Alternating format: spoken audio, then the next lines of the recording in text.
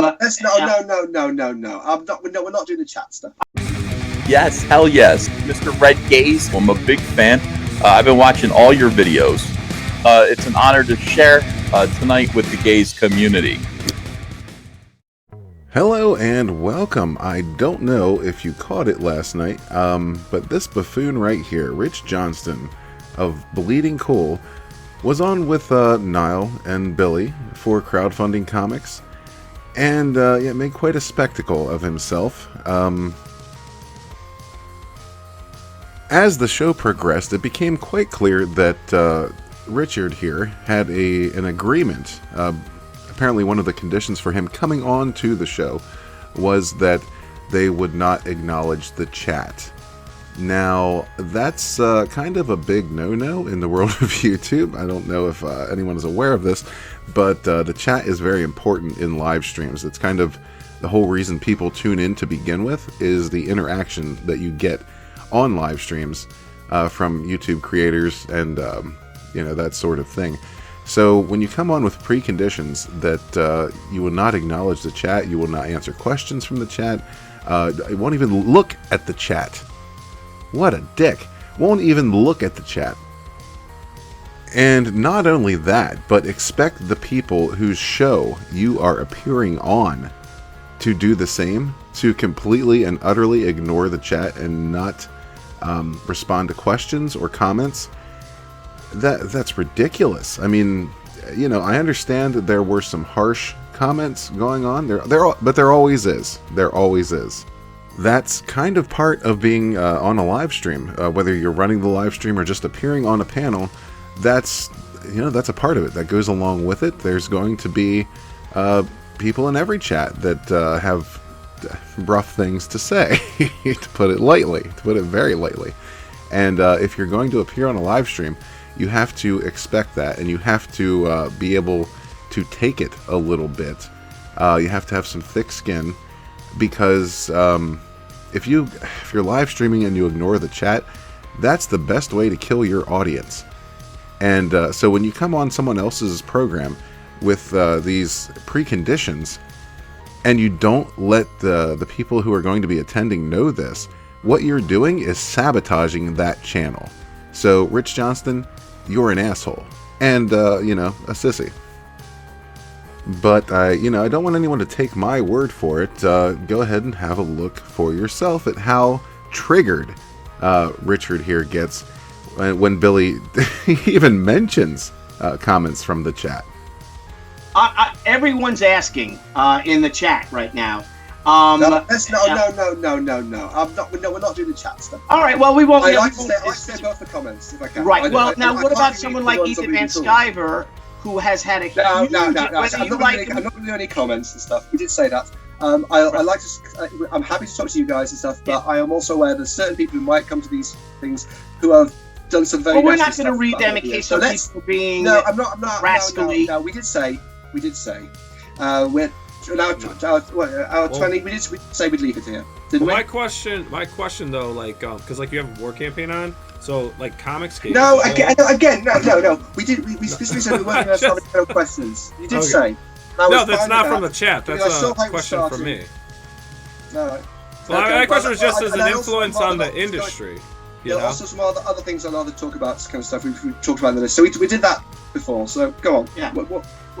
Now, to put things in perspective here, Rich Johnston wrote an article in Bleeding Fool, as he does every year, detailing his top 100 most influential people in comics. And when he did this, he named War Campaign as one of that number. And I'm sure if you're viewing my channel, you know about War Campaign, at least to some degree. And when he did that, he placed them at number 88. And for those who are unaware, the number 88 is often associated with the alt-right, or white power. I don't think that's a coincidence, as Rich Johnston has a history of labeling people Nazis or alt-right if they disagree with what they have to say. All this kind of flies in the face of of reality, as War Campaign has been known to go to war with certain creators because of their anti-gay views, anti-LGBTQ views, and alienating customers on that basis. So alt-right? Probably not. I don't think so, idiot. But it comes as no surprise, as this is the same moron who wrote an article in Bleeding Cool, of course, 2 years ago, insinuating that John Malin is alt-right, because Malin came out with a controversial view on the X-Men, and that's really kind of what jump-started him into Comicsgate to begin with.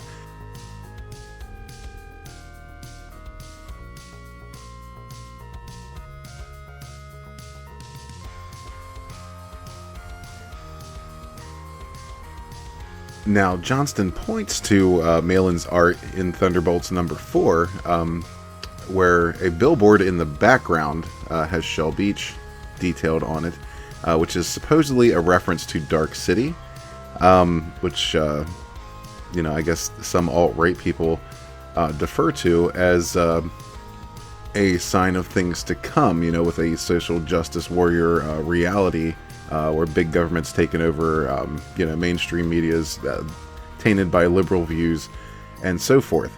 So yeah, this one picture, and if we scroll up here and look at the original art, you can see how how prominent it is on the page. It's just back there, and I'm not sure that Malin's intentions were what Johnston is claiming they were.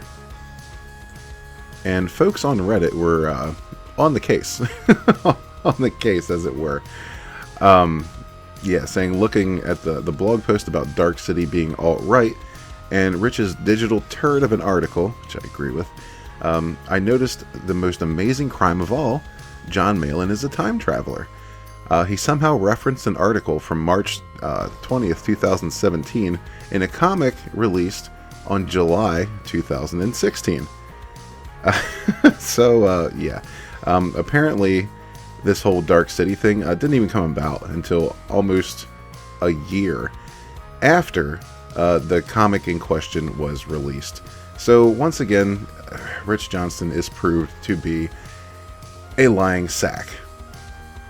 Well, and I just felt that it is news that there is a certain creator that has made over $1 million in a year. Lots. And he's had, and this particular person's had a lot of influence, again, with a lot of the stuff we talked about, things going crazy. He leaves one of the major publishers.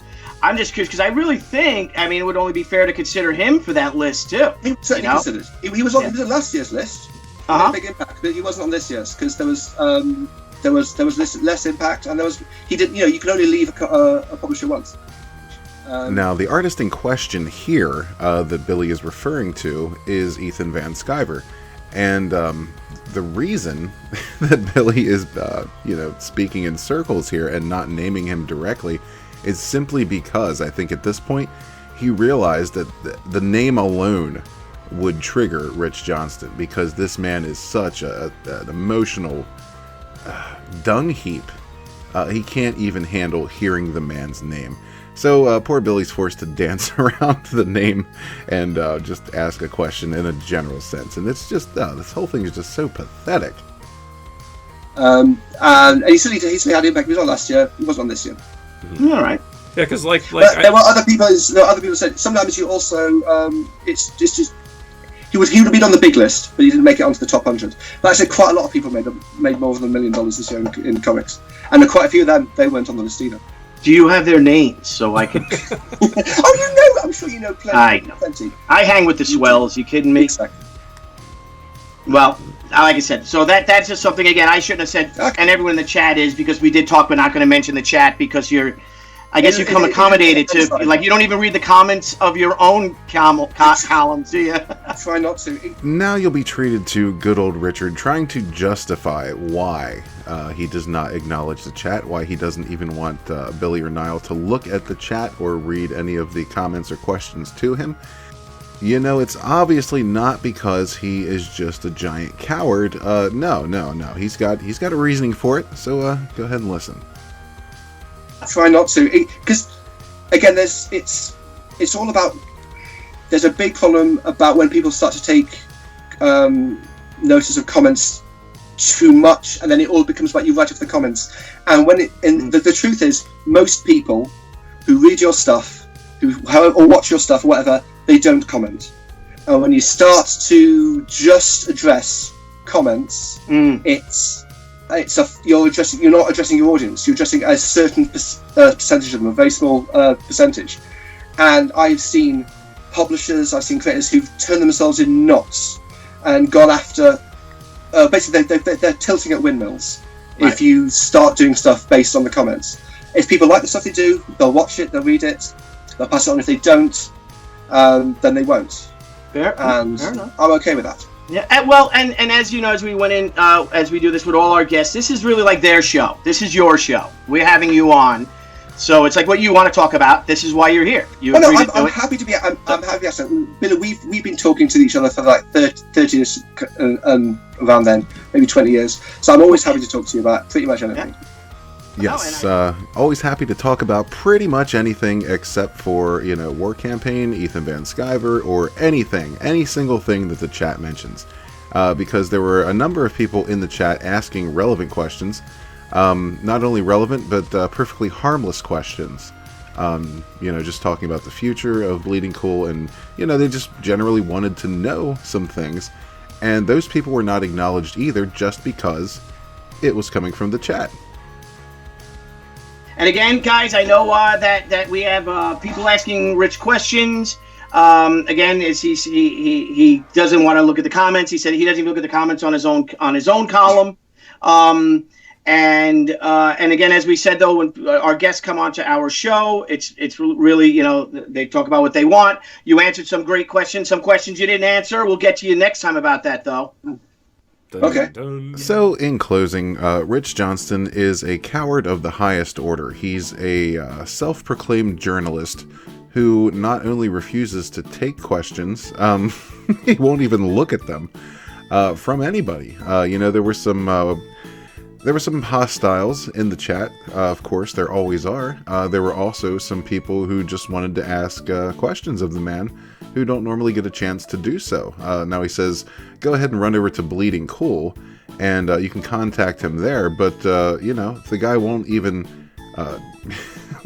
cast his eyes to the right while he's on a stream to check out questions or comments that are being made there.